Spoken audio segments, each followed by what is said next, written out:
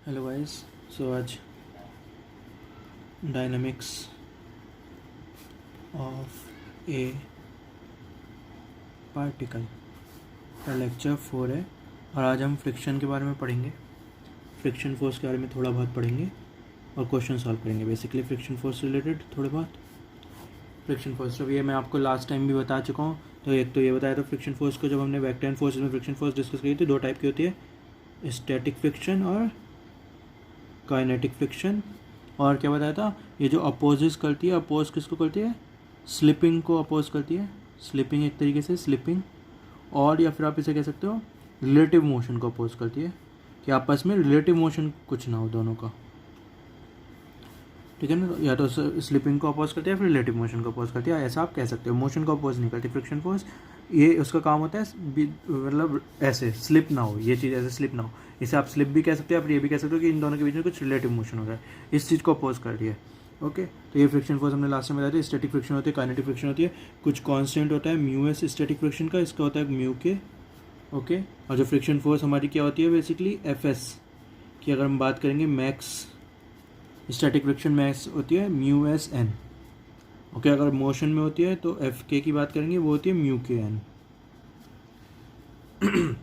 और मैंने बताया था कि फ्रिक्शन फोर्स बड़ी होशियार फोर्स होती है। तो ये एफ एस मैक्स है, ये बेसिकली उसका मैक्सिमम बजट है कि कितनी फ्रिक्शन फोर्स लग सकती है मोशन, मतलब उसका बजट है कितने बजट से वो रिलेटिव मोशन को अपोज कर सकती है। लेकिन होशियार है तो वो हमेशा टोटल से नहीं करती। बेसिकली अगर हमारी कोई फोर्स, अगर जैसे नॉर्मल क्वेश्चन लेते हैं, जो इस क्वेश्चन से आपको दिखा देता हूँ क्या हो रहा है क्वेश्चन में। ये है एक ब्लॉक रखा हुआ है, सॉरी ब्लॉक है, ये एक 10 kg का ब्लॉक है, 10 kg का ब्लॉक है। इस पर एक एफ फोर्स लग रही है, इस पर एक एफ फोर्स लग रही है। ओके, तो अगर मैं इसका एफ वी डी बनाऊंगा तो नीचे की साइड इस पर कितनी 100 न्यूटन इसका वेट होगा, नीचे की साइड फोर्स लग रही होगी, ऊपर की साइड इस पर नॉर्मल फोर्स लग रही होगी जो कि ग्राउंड लगा रहा होगा। और ये जो सरफेस है वो रफ है, तो इस सरफेस का जो म्यू एस है वो पॉइंट क्या है 0.4 है, और जो म्यू के है वो 0.2 है। ओके, सरफेस और ब्लॉक के बीच में जो म्यू एस और म्यू के हमें गिवन है, तो ये हमारा सिनेरियो है। तो अगर मैं एफ जो, तो अगर मैं यहाँ से मैं एक ये चीज़ निकाल सकता हूँ कि एफ एस मैक्स बोले तो बजट निकाल सकता हूँ फ्रिक्शन फोर्स का, वो कितना होगा, तो वो होगा म्यू एस एन के इक्वल होता है। तो ये मैं आपको बहुत बार बता चुका हूँ, म्यू एस एन के इक्वल होता है। म्यू एस कितना है 0.4, एन कितना है 100, तो 40 न्यूटन। तो फ्रिक्शन फोर्स का बजट कितना है 40 न्यूटन है। तो मतलब ये जो कैपिटल एफ है, जो मैं फोर्स लगा रहा हूँ, जब तक 40 न्यूटन तक होगी। अगर मैं कैपिटल एफ मतलब मैं 10 न्यूटन रखता हूँ, तो फ्रिक्शन फोर्स क्या करेगी, फ्रिक्शन फोर्स कहेगी कि मैं तो 10 न्यूटन से ही इसे रोक दूंगी। तो फ्रिक्शन फोर्स ऐसे पीछे की साइड लगेगी फ्रिक्शन फोर्स, और उसे 10 न्यूटन से वो रोक देगी। तो मोशन, जो रिलेटिव मोशन है वो रुक जाएगा फ्रिक्शन फोर्स की वजह से। तो इसे मैं बढ़ाऊंगा 20 न्यूटन करूंगा, तो फ्रिक्शन फोर्स कहेगी ठीक है मैं भी 20 न्यूटन हो जाती हूँ रोकने के लिए, वो फिर बढ़ जाएगी। ऐसे में इसे बढ़ा के अगर मैं 40 न्यूटन तक ले जाता हूँ, तो फ्रिक्शन फोर्स यहाँ तक क्या कहेगी कि हाँ मैं भी 40 न्यूटन तक हो सकती हूँ। लेकिन इसके बाद अगर मैं इसके बाद बढ़ाऊंगा, अगर मैं इसे 50 न्यूटन कर देता हूँ, तब फ्रिक्शन फोर्स कहेगी, मतलब लाइक लिमिट क्रॉस हो गई फ्रिक्शन फोर्स की 40 न्यूटन पे, तो अब वो रोक तो नहीं सकती। लेकिन वो क्या करती है कि अच्छा मैं रोक नहीं सकती लेकिन मुश्किल कर सकती हूँ। तो वो मुश्किल कैसे करती है, बेसिकली म्यू के एन से, कि एफ के अगर एक बार वो लिमिट से क्रॉस हो जाता है तो फिर एफ के लगने लगती है। एफ के की वैल्यू होती है म्यू के एन। म्यू के कितना है 0.2, एन कितना है 100, तो 20 न्यूटन। तो मतलब अब जो फ्रिक्शन फोर्स लगेगी 50 न्यूटन के केस में वो 20 न्यूटन लगेगी। तो समझ में आ रही है ये वाली भावना, कि जो फ्रिक्शन फोर्स की लाइक एक लिमिट होती है, वो खिंचती जाती है खिंचती जाती है खिंचती जाती है, मतलब अपने आप को बढ़ाती जाती है। और एक लिमिट होती है 40 न्यूटन तक पहुंच गई, 40 न्यूटन उसकी लिमिट थी। तो जब तक 40 न्यूटन तक हमारी जो ये कैपिटल एफ है 40 न्यूटन तक है, जब तक तो फ्रिक्शन फोर्स पूरी मेहनत करती रहेगी। लेकिन एक बार लिमिट क्रॉस हो जाएगी, उसके बाद वो लाइक थक सी जाती है फ्रिक्शन फोर्स, तो फिर वो लाइक मैक्सिमम तो नहीं लगा पाती, म्यू के एन लगा सकती है बस, और मतलब मुश्किल करती है कुछ रोकने को। या कहता है जो रिलेटिव मोशन है उसे होने को मुश्किल कर देती है, कि ठीक है मैं रोक नहीं सब पा रही लेकिन मैं मुश्किल तो कर सकती हूँ। और ऑफकोर्स जो मुश्किल करेगी वो मैक्सिमम, समझो ना, कोई भी अपने पीक पे तो नहीं रह सकता ना। ऐसे समझो कोई रेस कर रहा है, तो एक पॉइंट ऐसा आता है कि पहले वो मतलब अपनी फुल स्पीड में भाग रहा होता है, फाइनली पीक स्पीड में भागने लगता है, देन फिर उसके बाद जब वो नीचे गिरता है एकदम से, तो फिर लाइक वो एकदम से कुछ ड्रॉप आता है, ऐसा होता है ना। तो ऐसी फ्रिक्शन फोर्स समझो। तो फ्रिक्शन फोर्स लाइक अपने पीक तक तो जा सकती है 40 न्यूटन तक, लेकिन एक बार उस पीक को क्रॉस कर गया ये वाली कैपिटल फोर्स जो थी, तो उसका फिर वो जो अपोज करेगी वो पीक पे अपोज नहीं कर सकती ना, कुछ कम पे अपोज करेगी ऑफकोर्स। तो वो जो कम वैल्यू होती है वो म्यू के एन वैल्यू होती है, और वो म्यू के एन की वैल्यू यहाँ से हमने निकाली तो 20 न्यूटन। तो अगर मेरी कैपिटल एफ 50 न्यूटन है, तो जो मेरी फ्रिक्शन फोर्स होगी वो 20 न्यूटन होगी। तो अब यहाँ से अब आप देख सकते हो जब ऐसा सिनेरियो होगा, ये वाला सिनेरियो अगर हो रहा है तो जो बॉडी होगी वो क्या करेगी, बॉडी मूव करने लगेगी। जो बॉडी है हमारी, जो ब्लॉक है हमारा, वो मूव करने लगेगा। तो अब वो मूव कर रहा है तो किसी एक्सेलरेशन से मूव कर रहा होगा, फोर्स लग रही है तो हमें एक्सेलरेशन निकालनी है। तो अगर एक्स डायरेक्शन में बात करते हैं, एक्स डायरेक्शन में बात करते हैं तो F minus small F equals to M times A, F net equals to M times A. Acceleration की डायरेक्शन में अगर ऐसे कह देता हूँ तो ये एफ कितना है 50 है, स्मॉल एफ कितना है 20 है, एम कितना है 10 है, ए कितना है ये, तो ए इक्वल्स टू कितना आ गया आपका बेसिकली, ए इक्वल्स टू आ गया आपका 30 डिवाइडेड बाई 10, 3 मीटर पर सेकेंड स्क्वायर। तो ये आपका फ्रिक्शन फोर्स का सबसे बेसिक क्वेश्चन है, जिसमें मैंने आपको वापस याद दिलवा दिया कि फ्रिक्शन फोर्स हम कैसे डील करते थे, उसको कैसे हम बजट कैलकुलेट करते थे, कैसे फ्रिक्शन फोर्स इंटेलिजेंटली काम करती थी, और फिर अगर बजट से क्रॉस कर जाते थे तो कैसे फ्रिक्शन फोर्स लाइक ये कह रही थी ठीक है मैं रोक नहीं सकती लेकिन मुश्किल तो कर सकती हूँ, एंड देन फिर वो कुछ और लगनी स्टार्ट हो जाती थी। म्यू के एन उसकी वैल्यू होती है, ठीक है, ये म्यू के एन वाली वैल्यू है और ये एफ एस मैक्स वाली वैल्यू है। तो ये हमारा बेसिक क्वेश्चन था, ये आपको समझ में आना चाहिए सबसे पहले। अब एक इंटरेस्टिंग क्वेश्चन करवाता हूँ जिसमें आपका लाइक बहुत सारी चीज़ें यूज़ होंगी और मतलब बड़ा इंटरेस्टिंग क्वेश्चन है। ओके, क्वेश्चन क्या है, क्वेश्चन ये है कि एक इंक्लाइन प्लेन है, इंक्लाइन प्लेन है 37 डिग्री एंगल बना रहा है इंक्लाइन प्लेन पे, ये इस पर एक ब्लॉक रखा हुआ है, इस ब्लॉक का मास है कुछ m, ओके, और इसकी स्पीड की बात कर रहा हूँ ध्यान से, 10 मीटर पर सेकेंड है ऊपर की साइड, ओके। इस ब्लॉक और सरफेस के बीच में जो म्यू है वो 0.25 है, ठीक है। जब मैं म्यू की बात करता हूँ, म्यू अगर मैं 0.25 कहता हूँ इसका मतलब म्यू एस और म्यू के सेम ही है, तो म्यू हमारा क्या है 0.25 है, ये ऐसा है। तो आपको अब इस क्वेश्चन में क्या दिख रहा होगा, इस क्वेश्चन में आपको दिख रहा होगा कि ये ब्लॉक ऊपर की साइड इसकी वेलोसिटी है, इस वजह एक्सेलरेशन होगा वो नीचे की साइड होगा, दो रीज़न से। एक तो ग्रेविटी वाला रीज़न से, ग्रेविटी का कुछ कंपोनेंट, जो ग्रेविटी वाली फोर्स लगी होगी उसका कुछ कंपोनेंट इधर होगा, तो एक्सेलरेशन कुछ इधर की मतलब लाइक समझो इधर की साइड एक फोर्स होगी, मतलब इधर की साइड एक एक्सेलरेशन होगा। और एक फ्रिक्शन की वजह से, क्योंकि इस ब्लॉक और इस सरफेस के बीच में क्या रिलेटिव मोशन है, और कैसे अगर ये ब्लॉक ऊपर की साइड जा रहा है तो सरफेस लाइक जो घिसट रही है, तो उसकी वजह से इस ब्लॉक पे फ्रिक्शन फोर्स पीछे की साइड लगेगी ताकि रिलेटिव मोशन ना हो। तो दो फोर्सेस लग रही हैं, ग्रेविटी वाली फोर्स नीचे की साइड लग रही है, एक फ्रिक्शन फोर्स वाली नीचे की साइड लग रही है, दोनों की वजह से कुछ एक्सेलरेशन होगा। तो क्या सिनेरियो बन गया बेसिकली, तो इस एक्सेलरेशन को अगर मैं ए कह देता हूँ, इधर की साइड मान लेता हूँ ए है, ठीक है, मुझे नहीं पता ये कितना है, तो अगर कुछ ए इधर की साइड है तो ये क्वेश्चन क्या बन गया कि बेसिकली 10 मीटर पर सेकंड से ऊपर चल रहा है और ए की साइड से नीचे जा रहा है। तो जो हमसे क्या पूछा, हमसे पूछा कि अब ये मोशन कैसे करेगा, ये ऊपर तक जाएगा कुछ, इसकी स्पीड 0 होगी और फिर ये वापस नीचे आना स्टार्ट होगा, राइट, कुछ ऐसा मोशन करेगा ये, ओके। तो ये कुछ ऐसा मोशन करेगा। तो हमसे पूछा कि जब ये वापस अपनी जगह पे आ जाएगा जहाँ से उसने स्टार्ट किया था, ये ऐसा मोशन करके ऐसे गया और फिर वापस यहाँ पे आ गया, तो कितना टाइम उसे लगा वापस ये मोशन पूरा कंप्लीट करने में, अपनी जगह पे आने में। तो हम इस क्वेश्चन को दो पार्ट में डिवाइड कर देंगे। ये टाइम किसके इक्वल होगा, T1 प्लस T2 के इक्वल होगा। T1 बोले तो यहाँ तक जाने में उसे कितना टाइम लगा और फिर वापस आने में कितना टाइम लगा, ओके। तो यहाँ तक जाने में उसे कितना टाइम लगेगा, बेसिकली T1 किसके इक्वल होगा, T1 इसको होगा U/G, मतलब U/G क्या होता है, U/A होगा यहाँ पे। तो U कितना है हमारा 10 मीटर पर सेकेंड है और A मुझे निकालना है, तो ये टाइम होगा, तो A निकालना है। तो A कैसे निकलेगा, अब A ऐसे निकलेगा। इस ब्लॉक का अगर हम FVD बनाते हैं, बेसिकली M मास का ब्लॉक है, FVD बनाएंगे तो इस पर एक mg साइन थीटा ऐसे लग रही होगी, mg साइन थीटा ऐसे होगी, mg कॉस थीटा ऐसे होगी, ठीक है। ये मैं mg को पहले डिवाइड कर देता हूँ जो कंपोनेंट्स में। ऊपर की साइड एक नॉर्मल लग रही होगी और पहले वाली साइड, पहले वाले मोशन में जब यहाँ से वो ऊपर की साइड जा रहा है, फ्रिक्शन फोर्स पीछे की साइड लग रही होगी, फ्रिक्शन फोर्स पीछे की साइड लग रही होगी F, ओके। और क्योंकि मैंने बता दिया आपको कि म्यू हमें 0.25 गिवन है, तो मतलब एफ के जो लग रही होगी वो 0.25 के हिसाब से होगी। तो ये तो mg साइन थीटा प्लस का f, ये किधर हो गई, फोर्स F नेट हो गई जो कि x डायरेक्शन में लग रही है। इसकी एक्सेलरेशन किधर होगी, ऐसे होगी, राइट, दिख रहा है ना आपको। और जो n होगा वो किसके इक्वल होगा, mg कॉस थीटा के इक्वल होगा, ये भी दिख रहा है। y डायरेक्शन में अगर हम करते हैं यहाँ से, y डायरेक्शन में कोई एक्सेलरेशन नहीं है, तो बेसिकली अपर वाली फोर्सेस नीचे वाली फोर्सेस के इक्वल है, तो n equal to mg cos theta है। और ये क्या है, जो x डायरेक्शन में basically mg sine theta plus का f इक्वल टू ma के इक्वल है। मुझे ये a निकालना था T1 के लिए, राइट। तो क्या हो गया, mg साइन थीटा का mg साइन थीटा ही रहने देते हैं, प्लस का f कितना है, म्यू टाइम्स n कितना है, mg cos theta, okay, equal to ma। तो एक तो m से m कट गया, वेल डन। साइन थीटा कितना होगा 37 है तो 3/5, तो जी कितना है 10 इंटू 3/5 प्लस म्यू कितना है 0.25 इंटू जी कितना है 10 इंटू कॉस थीटा कितना होगा 4/5 इक्वल्स टू ए।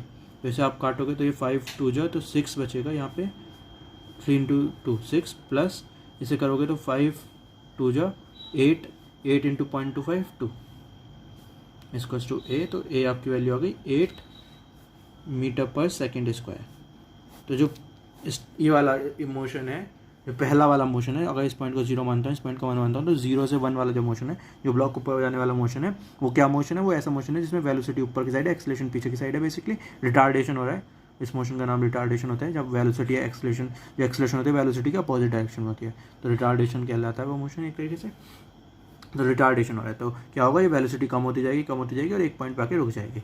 तो वो पॉइंट हमें निकालना था, कितने टाइम हुआ, तो u/g निकलता है वो। बेसिकली u/g मतलब क्या है? u/g किस सिनेरियो में होता है? जब ऐसा वाला मोशन हो रहा था कि बॉल को ऊपर फेंका u से और नीचे की साइड g जा रही है। इस वाले सिनेरियो को मैंने यहाँ पे चेप दिया बेसिकली, तो यहाँ पे u की जगह u आ गया, ये वाला 10 मीटर पर सेकेंड, g की जगह एक्सेलरेशन आ गई बेसिकली।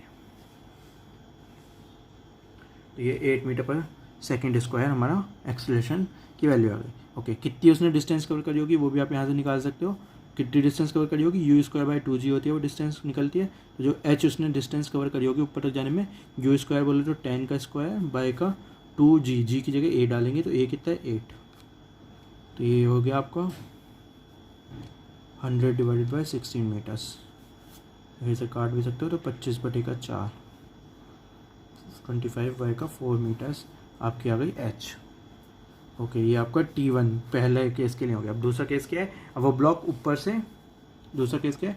अब वो ब्लॉक ऊपर से यहाँ से नीचे आना स्टार्ट करेगा। उसकी इनिशियल वेलोसिटी अब 0 होगी, मतलब जब वो नीचे आना स्टार्ट करेगा उसे कितना डिस्टेंस कवर करनी है? h डिस्टेंस कवर करनी है, जो कि मैं निकाल चुका हूँ। h डिस्टेंस कवर करनी है जो कि मैं निकाल चुका हूँ। वो कितनी है डिस्टेंस? बेसिकली 25/4 मीटर उसे कवर करनी है। इस पर कुछ ऐसे एक्सेलरेशन लग रही होगी। वो एक्सेलरेशन किसके इक्वल होगी वो अब आप चेक कर सकते हो। तो अगर आप इसका FVD बनाओगे इस टाइम यहाँ पे, तो इधर की साइड इसका mg sin थीटा इधर की साइड होगा, पीछे की साइड फ्रिक्शन फोर्स होगी, ऊपर की साइड नॉर्मल फोर्स होगी और mg cos थीटा इधर होगा, राइट। तो n = mg cos थीटा तो वो चल ही रहा है, तो उसे तो हम ऐसे ही छोड़ देंगे, n = mg cos थीटा। ये अब मैं सेकंड केस के लिए FVD बना के कर रहा हूँ सॉल्व कर। तो इसमें डिफरेंस क्या हुआ? इसमें डिफरेंस हुआ कि जो फ्रिक्शन फोर्स की डायरेक्शन है वो अपोजिट होगा, वो नीचे की साइड आने लगा। मैक्सिमम हाइट पे पहुँच के मैक्सिमम हाइट पहुँचा, अब वो नीचे की साइड आ रहा है। तो जो फ्रिक्शन फोर्स है वो पीछे की साइड लग रही है, राइट। तो फ्रिक्शन फोर्स अब पीछे की साइड लग रही है। तो जो अगर इसकी एक्सेलरेशन में मान लेता हूँ नीचे की साइड है, ए अगर मैं ऐसे मान लेता हूँ नीचे की साइड है, तो अब अगर इस पर FVD बनाते हैं और फिर इक्वेशन लिखते हैं, तो mg sin theta x direction में माइनस का f = m times a। Okay, acceleration हमने नीचे की साइड मान रखी है। तो अगर ये mg sin थीटा और f कितना होगा, तो mg sin थीटा माइनस का f वही again mu mg cos theta = m times a। m से m काट सकते हैं हम। तो जो a आया आपका वो कितना है 10 इंटू 3/5 माइनस का 0.25 इंटू जी कितना है, g है आपका 10 इंटू 4/5 = a। तो ये काटा आपने तो ये 2 आया, ये 6 आया था सेम, तो 6 - 2 बेसिकली। तो a आपकी आ गई 4 मीटर पर सेकेंड स्क्वायर, ठीक है। इस क्वेश्चन में आप ये देख सकते हो कि अगर ये फ्रिक्शन फोर्स की वैल्यू mg sin थीटा से ज़्यादा होती तो स्टार्टिंग वाले क्वेश्चन में तो इतना फ़र्क नहीं पड़ता। स्टार्टिंग वाले क्वेश्चन में तो लाइक है ना प्लस, क्योंकि स्टार्टिंग वाले स्टेप में जब यहाँ से वो यहाँ तक गया था तो इतना फ़र्क नहीं पड़ता, क्योंकि लाइक प्लस में है, राइट। तो मतलब दोनों की वजह से एक्सेलरेशन कुछ नेगेटिव है, तो हैंस बस ज़्यादा से ज़्यादा क्या होती है, एक्सेलरेशन की वैल्यू बढ़ जाती है और टाइम और कम लगता, ऐसा होता। लेकिन इस वाले केस में आप देख सकते हो कि ऐसा हो सकता था, एक बार वो ऊपर पहुंच गया तो वो यहाँ पे रुक भी सकता था। कब रुकता? जब फ्रिक्शन की वैल्यू अगर mg sin थीटा से ज़्यादा होती, बोले तो mu mg cos theta mg sin theta से ज़्यादा होता अगर, तो वो ब्लॉक नीचे आते नहीं वहीं पे रुक जाता। लेकिन यहाँ पे हमें दिख रहा है कि नहीं है, 6 और 2 आंसर है। तो मतलब अगर ये 2 की जगह 8 होता तो आपको दिख रहा है ना कि फ्रिक्शन फोर्स ज़्यादा होती बेसिकली, मतलब 6 भी होता तो भी रुक जाता ब्लॉक। तो ये मैं बस आपको बताना चाह रहा हूँ कि इस क्वेश्चन में अच्छा क्वेश्चन था कि मतलब जो फ्रिक्शन फोर्स थी वो कम थी, mg sin थीटा की वजह से वो ब्लॉक वापस नीचे आ जाएगा। अगर कोई ऐसा क्वेश्चन होता है जहाँ पे फ्रिक्शन फोर्स ज़्यादा होती और बेसिकली तो वो ब्लॉक रुक सकता था, तो वो हमें चेक करना है। इस वाले क्वेश्चन में आपको म्यू दे दिया 0.25। अगर कोई क्वेश्चन ऐसे भी हो सकता है जहाँ पे आपको म्यू दे देते, लाइक म्यू को आपको 2 में डिवाइड कर देते, μs और μn, और कुछ μs की वैल्यू इतनी ज़्यादा देते कि जो ब्लॉक है जब यहाँ पे एफ निकालते आप तो वो रोक सकता था उस ब्लॉक को, तो वो सिनेरियो लाइक डिफरेंट होता। ऐसा आ सकता है ट्रिकी क्वेश्चन, ठीक है ना, आपका ध्यान ना जाए एग्जाम में, इसलिए मैं आपको यहाँ पे बता रहा हूँ कि ऐसा भी हो सकता था कि जब इस पॉइंट पे आके ब्लॉक रेस्ट पे हुआ तो इस पॉइंट पे जो फ्रिक्शन फोर्स लगेगी वो एक बार म्यू एस मतलब फ्रिक्शन फोर्स मैक्स की वैल्यू भी लगा सकता है ब्लॉक। तो अगर वो जब वेलोसिटी ज़ीरो है बेसिकली और वो यहाँ पे रुक चुका है 1 सेकंड के लिए, एक छोटे से टाइम पीरियड के लिए वो रुका है यहाँ पे, तो अगर उस टाइम पीरियड के लिए एम जी साइन थीटा वापस उसे नहीं हिला पाया तो वो ब्लॉक यहीं पे रुक जाएगा। मतलब उस टाइम पीरियड के लिए जहाँ पे वो एक मतलब जब यू इसको जीरो है, जिस टाइम पीरियड के लिए वो यहाँ पे रुका है उस टाइम पीरियड पे एम जी साइन थीटा की वैल्यू ये फ्रिक्शन फोर्स पीछे लग रही है उससे हमेशा ज़्यादा होनी चाहिए, ठीक है ना। और ये फ्रिक्शन फोर्स लाइक यहाँ पे तो सिंपल म्यू दे रखा है, मतलब म्यू एस और म्यू के दोनों सेम है तो कोई फ़र्क नहीं पड़ेगा। लेकिन किसी क्वेश्चन में आपको ऐसे कर सकते थे कि म्यू के की वैल्यू 0.25 दे दी और म्यू एस की वैल्यू आपको दे दी मान लो 2 दे दी, तो आप यहाँ पे 2 पुट करते अगर तो कितना आता आंसर लाइक 5 2 जो 8, यहाँ तो 8 से आंसर वैसे इतना ज़्यादा हो गया, 2 की जगह 1 कर लो। म्यू की वैल्यू आपको अगर 1 दे देते तो क्या होता, ये फ्रिक्शन फोर्स आप निकालते अगर फ्रिक्शन फोर्स मैक्स निकालते तो वो आपकी वैल्यू आती 8 न्यूटन वगैरह। तो आप क्या देख पाते हैं, आप देख पाते हैं कि अच्छा इस पॉइंट पे फ्रिक्शन फोर्स की जो मैक्सिमम वैल्यू जो बजट है वो एम जी साइन थीटा से ज़्यादा है। इसका मतलब क्या है कि फ्रिक्शन फोर्स स्लिप नहीं होने देगी ब्लॉक को, सिंपल सारी सी बात।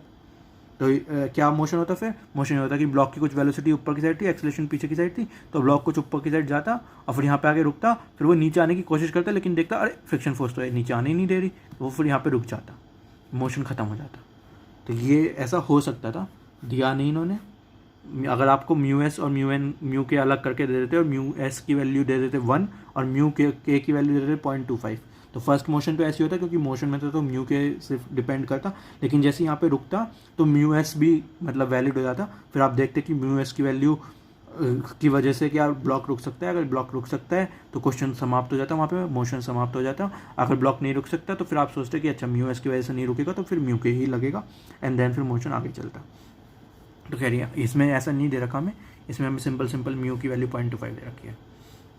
तो ये आपका फर्स्ट स्टेप हो गया, आपने T1 निकाल लिया था, अब आपको T2 निकालना है। तो मतलब वो जो ब्लॉक है वो यहाँ से यहाँ तक आएगा, तो T2 आप क्या निकाल सकते हो, T2 सिंपल है बेसिकली। कैसे इस क्वेश्चन को आप किससे रिप्लेस कर सकते हो, इस वाले क्वेश्चन से कि बॉल को ऊपर से फेंका है, गिराया है, h हाइट है, तो कितना आता है वो 2h/g। तो यहाँ पे आप क्या होगा 2 × h आपको गिवन है, h कितनी आपको गिवन है 25/4 बाय का g की जगह a आएगा, a आपने निकाल ली बाय 4, तो आपका आंसर यहाँ से आ गया बेसिकली √of 25 दूनी 50/16, राइट, 25/8 कर लो या फिर। तो ये आपकी आ गई T2। तो टोटल टाइम जो आता है आपका वो T1 + T2। तो T1 है आपका कितना, T1 आया था ऊपर, अभी हमने निकाला था u/g करके। T1 यहाँ से था ना 10/a करके, तो 10/a कितना आया था 8। तो ये कितना हो गया बेसिकली आपका 10/8। तो T1 आपका आता है 10/8 सेकेंड्स प्लस ये T2 कितना हो गया √of 25/8 सेकेंड्स। तो ये आपका टोटल टाइम आ गया। इसे आप नंबर्स में जैसे भी आपको निकाल लेना बाद में। खैर मुझे यहाँ तक सॉल्व करना था, क्वेश्चन सॉल्व हो गया क्वेश्चन। तो ये इंटरेस्टिंग क्वेश्चन था एक, यहाँ पे आपने बेसिकली सब कुछ लगाया, फ्रिक्शन फोर्स का कॉन्सेप्ट भी लगाया, एक्सीलरेशन का कॉन्सेप्ट भी लगाया, और आपने क्या कहते हैं काइनेमेटिक्स का कॉन्सेप्ट भी लगाया, और काइनेमेटिक्स का कॉन्सेप्ट लाइक स्लोप के मोशन में लगाया। तो इसमें लाइक अभी तक हमने जितने भी चैप्टर्स पढ़े सब कुछ इस क्वेश्चन में यूज़ हुआ है। सिर्फ एक 2D मोशन का कॉन्सेप्ट इतना अच्छे से यूज़ नहीं हुआ, बाकी सब यूज़ हुआ है। तो ये इंटरेस्टिंग इसलिए क्वेश्चन था, बहुत सारे कॉन्सेप्ट यूज़ हुए हैं, लेकिन सिंपल था, जल्दी होने वाला क्वेश्चन था, ऐसा कुछ मतलब अलग भी नहीं था। जो अगर आपके बेसिक कॉन्सेप्ट क्लियर हैं तो सिंपल क्वेश्चन था। तो इसमें बस 2 ही बात रखने की ज़रूरी थी, क्या ज़रूरी था, बाकी सब कुछ तो आप कर सकते हो। मतलब मुझे उम्मीद है कि इतना कुछ खास कॉम्प्लिकेटेड क्वेश्चन नहीं था। बस इसमें सबसे इंपॉर्टेंट बात ये थी जो मैंने आपको बताई है कि यहाँ पे आपको म्यू सिर्फ 0.25 दे रखा था, कि अगर इस क्वेश्चन में म्यू को आपको ऐसे दे देते म्यू एस की वैल्यू 1 है और म्यू के की वैल्यू 0.25 है, तो क्वेश्चन क्या होता। तो आपको देखना पड़ता है कि जब वो ब्लॉक रुका है तो उस टाइम के बाद सेकंड पार्ट का मोशन होगा कि नहीं होगा। तो हो सकता है वो ना हो, इस म्यू एस की वजह से ब्लॉक रुका ही रह जाए, तो वो आपको चेक करना पड़ता। अगर इस म्यू एस ये नहीं रोक पाता तो मोशन होता वैसे ही, और अगर इस म्यू एस की वजह से वो ब्लॉक रुक जाता तो मोशन वहीं पे रुक जाता। तो ऐसा हो सकता था, लेकिन ठीक है इस क्वेश्चन में इतना नहीं था। तो यहाँ पे हम ये ख़त्म करते हैं। तो ये फ्रिक्शन का दूसरा क्वेश्चन था जो कि अच्छे से आपको करवा दिया। अब एक और क्वेश्चन फ्रिक्शन का करवाते हैं, वो भी मज़ेदार क्वेश्चन है। दूसरा क्वेश्चन क्या है? दूसरा क्वेश्चन है ये कि एक सरफेस है, इसके ऊपर एक ब्लॉक रखा हुआ है, इस ब्लॉक के ऊपर एक और ब्लॉक रखा हुआ है। ओके, इस ब्लॉक का नीचे वाले का M1 मान लेते हैं, ऊपर वाले का M2 मान लेते हैं। M1 वाले ब्लॉक पे एक F फोर्स ऐसे लगा रहे हैं और M1 और M2 के बीच में एक म्यू है, फ्रिक्शन का कोफिशिएंट बेसिकली, मतलब M1 और M2 के बीच में कुछ फ्रिक्शन है। ओके, तो यहाँ तक आपको पहले ये क्वेश्चन समझ में आ गया। ठीक है, ये सरफेस है नॉर्मल। तो अगर मैं FVD बनाता हूँ, नॉर्मल FVD तो आपको बना ही सकते हैं, पहले दोनों का मैं FVD बना लेता हूँ। ये M2 है, ये M1 है। ओके, इस M2 पे M1 एक ऊपर की साइड नॉर्मल लगेगा, उसे मैं N1 से रिप्रेजेंट कर देता हूँ। नीचे की साइड M2G लगेगा। ओके, और ये वाला नीचे वाला ब्लॉक का है, आगे की साइड स्लिप कर रहा है, तो इस M2 पे एक फ्रिक्शन फोर्स आगे की साइड लगेगी और इस M1 पे एक फ्रिक्शन फोर्स पीछे की साइड लगेगी। ठीक है ना, ये दोनों जो सरफेसेस हैं, इसमें नीचे वाली सरफेस आगे की साइड स्लिप कर रही है और बेसिकली ऊपर वाली सरफेस पीछे की साइड स्लिप कर रही है, ऐसा आप सोच सकते हो। तो पीछे वाली जो पीछे की साइड स्लिप कर रही है उसे आगे की साइड लाने की कोशिश की जाएगी, और जो आगे की साइड स्लिप कर रही है उसे पीछे रखने की कोशिश की जाएगी। फ्रिक्शन फोर्स अपोज करते हैं स्लिपिंग को, क्योंकि ठीक है। तो ये फ्रिक्शन फोर्स आपको यहाँ पे दिखा दी मैंने, दोनों में कैसे लगी। M1 की बात करते हैं तो M1G नीचे की साइड होगा, ऊपर की साइड क्या होगा, एक N2 होगा जो कि ग्राउंड और इसकी वजह से, नीचे की साइड एक और होगा N1 जो कि इसका लाइक एक्शन रिएक्शन वाली फोर्स होगी, जो कि लाइक ये दोनों सर्फेसेस कांटेक्ट में 1 वाली पे, तो M2 पे ऊपर की साइड लगी होगी और M1 पे नीचे की साइड नॉर्मल लगी होगी। ओके, और एक F फोर्स यहाँ पे ऐसे होगी। यहाँ तक कोई दिक्कत नहीं, ठीक है। इसकी कुछ एक्सलेशन नीचे वाले की मैं A1 मान लेता हूँ, इसकी कुछ एक्सलेशन A2 मान लेता हूँ। तो इनकी एक्सलेशन के बारे में अभी हमें पता नहीं है कि वो सेम होंगी, अलग होंगी, क्या सिनेरियो है, कुछ आइडिया नहीं है। तो कुछ ऐसा है। ओके, ठीक है। तो अब हम इस मोशन को स्टडी करने की कोशिश करते हैं कि हो क्या रहा है। तो वाई डायरेक्शन में तो लाइक सिंपल है, यहाँ पे N1 की वैल्यू M2G के इक्वल आ जाएगी, क्योंकि एक्सलेशन वाई डायरेक्शन में तो कुछ है नहीं, और यहाँ पे N2 की वैल्यू N1 प्लस M1G के इक्वल आ जाएगी, और बेसिकली N1 आपको यहाँ से पता ही है, तो N2 की वैल्यू आ जाएगी। तो वाई डायरेक्शन में तो लाइक सिंपल हमने मोशन को स्टडी कर लिया, देख लिया वाई डायरेक्शन में सब इक्विलिब्रियम में है, तो बेसिकली हमने फोर्सेस को इक्वेट कर लिया, कोई टेंशन बाजी नहीं। एक्स डायरेक्शन में कुछ है गड़बड़, एक्स डायरेक्शन में एकदम से शायद आपको ना नज़र आ रहा हो। तो एक्स डायरेक्शन में हम पहले M1 ब्लॉक की बात करते हैं। तो एक्स डायरेक्शन में M1 ब्लॉक पे एक F फोर्स ऐसे की साइड लग रही है, जिसकी वजह से ये जो ब्लॉक है नीचे वाला इधर की साइड मूव करने की कोशिश कर रहा है। ओके, लेकिन इस कोशिश की वजह से क्या हो रहा है, स्लिपिंग हो रही है M1 और M2 के बीच में। तो इस स्लिपिंग को रोकने के लिए फ्रिक्शन फोर्स लग रही है, तो फ्रिक्शन फोर्स लग रही है कुछ। तो अब ये क्या कर रहा है, ये मूव कब तक नहीं कर पाएगा, जब तक ये फ्रिक्शन फोर्स को, समझ रहे हो, मतलब ये फ्रिक्शन फोर्स लाइक अपोज कर रही है, और ये F आगे की साइड ले जाने की कोशिश कर रहा है, फ्रिक्शन फोर्स से रोकने की कोशिश कर रही है। तो ये फ्रिक्शन फोर्स जब तक रोकती रहेगी, जब तक तो ये आगे नहीं जा पाएगा बेसिकली।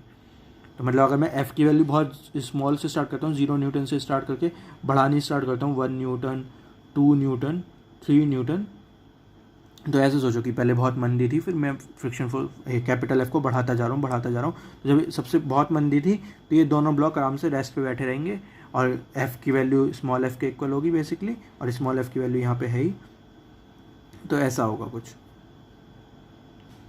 ओके, तो इसमें इंटरेस्टिंग बात क्या होगी, इस क्वेश्चन में बड़ा इंटरेस्टिंग का कॉन्सेप्ट है। सोचो अगर मैं F फोर्स के लगाता हूँ 1 न्यूटन लगाता हूँ, तो जो फ्रिक्शन फोर्स है ना वो 1 न्यूटन नहीं अपोज करेगा। सोचो अगर फ्रिक्शन फोर्स 1 न्यूटन से अपोज करने लगती तो ठीक है, ये वाला M1 वाला ब्लॉक तो रुक जाता, भाई 1 न्यूटन से अपोज करिए 1 जो F है, तो ये M1 वाले ब्लॉक की एक्सलेशन 0 हो जाती। लेकिन ये फ्रिक्शन फोर्स M2 वाले ब्लॉक पर भी तो लग रही है, और ये क्या है, F की वैल्यू 1 न्यूटन होती, तो एक्स डायरेक्शन में और कोई कम फोर्स है नहीं है, तो इसकी वजह से M2 वाला ब्लॉक एक्सलेट करना पड़ता। एक्सलेट हो तो A2 की वैल्यू कुछ हो जाती, A1 की वैल्यू 0 हो जाती, तो रिलेटिव मोशन होने लगता। लेकिन फ्रिक्शन का काम तो रिलेटिव मोशन रोकना है। तो यहाँ पे ये सबसे इंपॉर्टेंट क्वेश्चन है, कॉन्सेप्ट है इस क्वेश्चन में, कि फ्रिक्शन फोर्स मोशन को नहीं रोकती, रिलेटिव मोशन को रोकती है। तो जब मैं ये यहाँ पे बात कर रहा था कि जो कैपिटल F 1 न्यूटन है, तो मैंने सीधा एज्यूम कर लिया कि मेरी फ्रिक्शन फोर्स भी 1 न्यूटन होगी, ताकि मैं A1 को 0 कर दूँ। लेकिन A1 को 0 करने के लिए किसने कहा, ये कैसे एज्यूम किया कि मैं A1 को 0 कर लूँ। समझ में, यहाँ पे ट्रिक है क्वेश्चन की। सबसे पहला हमारे दिमाग में ऐसा जाता है कि हम M1 का FVD देख रहे हैं, तो मेरे दिमाग में क्या जाएगा सीधा कि अच्छा मुझे क्या कहता है फ्रिक्शन लगा रहा हूँ, तो अगर मैं 1 न्यूटन लगा रहा हूँ, तो सर ने कहा था कि जो फ्रिक्शन फोर्स का मैक्सिमम कुछ बजट होता है वो μs n से निकलता है, म्यू एस एन से निकलता है वो, ठीक है। यहाँ पे मैं देख रहा हूँ जो हमारा बजट है वो बहुत ज़्यादा है और जो फ्रिक्शन जो कैपिटल एफ है वो सिर्फ 1 न्यूटन है, तो फ्रिक्शन फोर्स होशियारी करेगी, अपने आप को 1 न्यूटन ही लगा के इस ब्लॉक को रोक देगी। लेकिन हमें ब्लॉक को कोई रोकना है, अगेन हमें स्लिपिंग को रोकना है। तो अगर ऐसा होता, अगर ये 1 न्यूटन लगती तो ये ब्लॉक तो रुक जाता, लेकिन ये ब्लॉक मूव करने लगता, स्लिपिंग होने लगती। फ्रिक्शन फोर्स को स्लिपिंग रोकनी है, तो फ्रिक्शन फोर्स क्या करेगी, ऐसा नहीं करेगी। फ्रिक्शन फोर्स के तो स्लिपिंग कैसे रोक सकती है, वो ऐसे रोक सकती है कि वो इसे A1 को जीरो ना होने दे। फ्रिक्शन फोर्स मान लो मैं कैपिटल एफ 1 न्यूटन लगा रहा हूँ, तो वो कह देगी ठीक है मैं कैपिटल स्मॉल एफ मान लो 0.5 न्यूटन लगा देती हूँ, तो वो 0.5 न्यूटन लगाएगी। तो इस 0.5 और इस 1 तो टोटल इधर कुछ 0.5 आ जाएगा, उस 0.5 की जगह से A1 की कुछ वैल्यू आ जाएगी, ठीक है। अब वो इधर हम इस क्वेश्चन में देखेंगे, इस वाले एफ को देखेंगे, तो ये एफ 0.5 है, हमें पता है, हमने अभी, क्योंकि ये दोनों एफ की वैल्यू इक्वल होनी चाहिए, अपोजिट एंड इक्वल होती है ना, तो 0.5, इस 0.5 की वजह से जो A2 आएगा ना वो भी लाइक वो A1 के इक्वल आ जाएगा। तो मतलब फ्रिक्शन फोर्स क्या करेगी, फ्रिक्शन फोर्स इस M1 को रोकेगी नहीं, बल्कि इस M1 को थोड़ा, मतलब जो इस M1 को कुछ अपोज करेगी, ताकि जो A1 है वो कुछ कम हो जाए, और इधर इस F लग के A2 को कुछ बढ़ा देगी, तो ये बढ़ेगा ये कम होगा, फाइनली दोनों इक्वल हो जाएंगे, तो रिलेटिव मोशन रुक जाएगा। समझ में आया क्या कॉन्सेप्ट है, ये क्या कहना चाहा मैंने ये कहना चाहा कि अगर फ्रिक्शन फोर्स कैपिटल एफ में 1 न्यूटन लगाता हूँ, तो जो फ्रिक्शन फोर्स है वो 1 न्यूटन लगा के M1 वाले ब्लॉक को नहीं रोकेगी, बल्कि 1 न्यूटन से कुछ कम लगा के A1 की वैल्यू कुछ कम कर देगी, और यहाँ पे वही सेम फोर्स 1 न्यूटन से कम लगेगी और A2 की वैल्यू कुछ बढ़ जाएगी, और जो A1 है और A2 है वो इक्वल हो जाएंगे। भाई इनिशियली केस में क्या था, कुछ A1 की वैल्यू बहुत ज़्यादा होगी, अगर ये F है, क्योंकि नीचे वाले ब्लॉक पर फोर्स लगा रहे हैं तो A1 मेन है, और इस वाले ब्लॉक पे लाइक ये अराउंड 0 के आसपास होगी, तो मैं A1 को क्या कर रहा हूँ, कम कर रहा हूँ, और 0 से इसे बढ़ा रहा हूँ, ताकि ये दोनों इक्वल हो जाएं। एक बार ये A1 और A2 इक्वल हो गए तो उनके बीच में रिलेटिव मोशन रुक जाएगा। तो ये सिनेरियो है, तो ये हो रहा है। तो अब मेरा क्वेश्चन क्या है, क्वेश्चन अब मेरा ये है, इस क्वेश्चन में मुझे फाइंड करना है कि F max, capital F max, अब मैं ये F फोर्स को बढ़ाता जा रहा हूँ, तो फ्रिक्शन फोर्स अपना काम करती जाएगी, कुछ बढ़ती जाएगी, ताकि ये जो A1 है वो नॉर्मल रहे, बहुत ज़्यादा ना बढ़ जाए, और यहाँ पे ये A2 थोड़ा थोड़ा बढ़ता जाएगा, ताकि ये दोनों के बीच में रिलेटिव मोशन 0 रहे।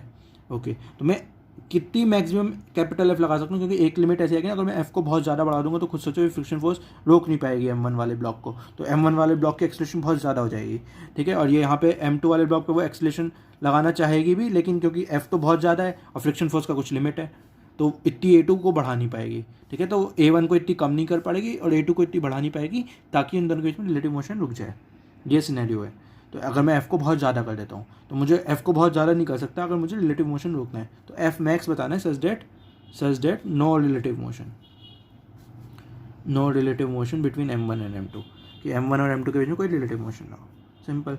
तो F मैक्स बताना है, तो बस अब F मैक्स बताना है, तो ये बेसिकली फ्रिक्शन की लिमिट वाला है, जो जहाँ पे मेरी F जो होगा वो F S के इक्वल होगी, बोले तो म्यू एस एन के इक्वल होगी।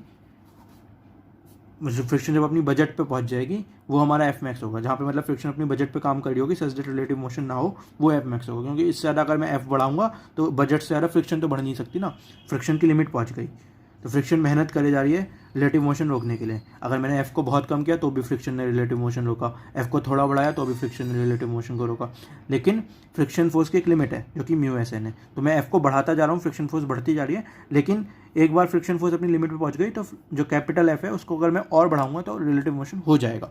तो हमें वो कैपिटल एफ बतानी जहाँ पर रिलेटिव मोशन ना हो, तो मतलब वो तो उस कंडीशन में ये होगा, जो फ्रिक्शन फोर्स होगी वो म्यू एस एन के इक्वल होगी। बस अब एफ वी डी बना सकता हूँ।